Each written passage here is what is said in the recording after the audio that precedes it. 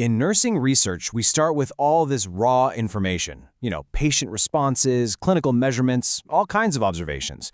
But how do we actually turn that stuff into a powerful tool that can improve patient care? Well, that's what we're going to dive into.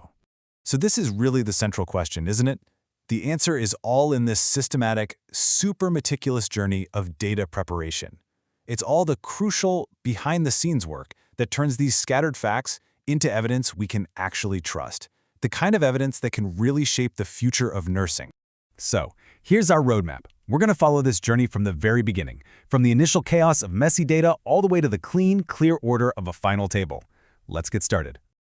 All right, so first things first, why do we even need to do all this? Why can't we just plug the raw data right into a computer and hit go? Well, the simple truth is, raw data is messy. It's just a fact. It can be full of errors, missing pieces, or all sorts of inconsistencies. Before we can even think about finding meaningful patterns, we have to bring some serious order to that initial chaos. And this flowchart right here, this is our blueprint. Think of each step as a quality filter, making sure that only the most reliable data makes it to the very end. And our first stop is right there at the top, compiling the data. So what does that first step, compilation, really involve? Let's break it down. Compilation is all about gathering our raw data into one single, meaningful, orderly file. So imagine you've got patient surveys from 3 different clinics, some handwritten notes from observations, and lab results from a database. Compilation is the step where you bring all of that together into one master spreadsheet for the whole project. But it's way more than just gathering. This is our very first quality control checkpoint. We're scanning for obvious gaps, like say a patient who's missing their final blood pressure reading. We're also on the lookout for outliers, a value that seems kind of impossible, like a heart rate of 300 beats per minute. Catching these things early is absolutely vital, because bad data in means bad conclusions out. Simple as that. Okay, now that all our data is compiled, it's time for a really thorough cleanup. This is what we call the editing phase. You can think of editing as the proofreading stage for our data. A researcher goes through everything, piece by piece, hunting for any errors or inconsistencies. Is a patient's age listed as 150? Is a simple yes-no question just left blank? This is where those issues get flagged and, hopefully, corrected. And it's important to know that editing isn't just a one-time thing. It really happens in 2 stages.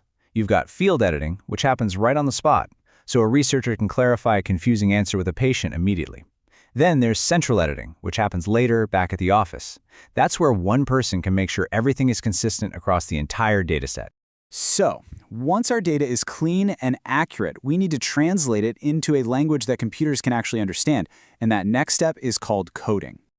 Computers are incredibly powerful, but, they think in numbers.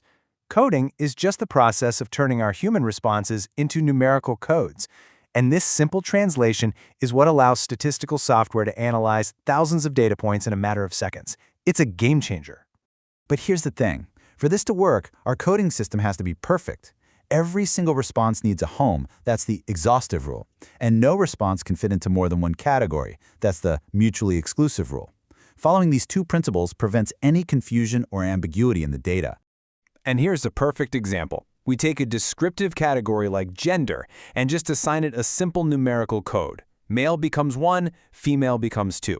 Now, instead of dealing with text, the computer can instantly sort, count, and analyze this variable across the entire study. So much easier. All right, with our data now cleaned up and coded, the next step is to group it. This is where we start to create some real order through something called classification.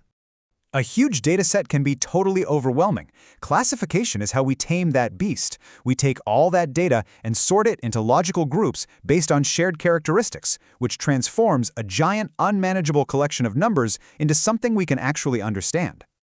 This sorting usually happens in one of 2 ways. For descriptive data, things like gender or a patient's literacy level, we classify them by attributes. But for numerical data, like age or income, we group it into what are called class intervals. So instead of having hundreds of different individual ages, we can create these neat brackets like 20 to 29, 30 to 39, and so on.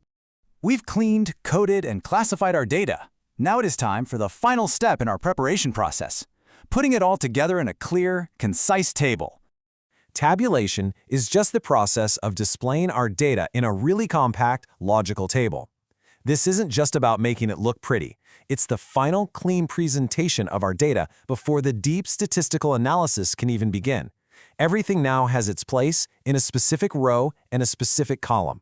And a good table is unbelievably powerful. It makes complex information compact, it lets you make at-a-glance comparisons, and it can even help you spot a few final errors you might have missed before. It is the perfect launchpad for real analysis.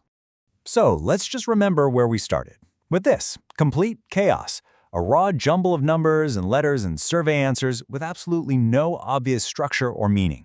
And here is the result of that entire process. Look at that. That same chaotic data is now perfectly organized. Each patient gets their own row. Each piece of info, age, gender, adherence, gets its own column. It is now completely ready for a computer to analyze and help us uncover all its secrets. And that, at the end of the day, is the ultimate goal. This whole meticulous process, from chaos to clarity, it isn't just about organizing numbers. It's about preparing the data to tell its story. A story that could lead to the next huge breakthrough in nursing, and most importantly, in patient care.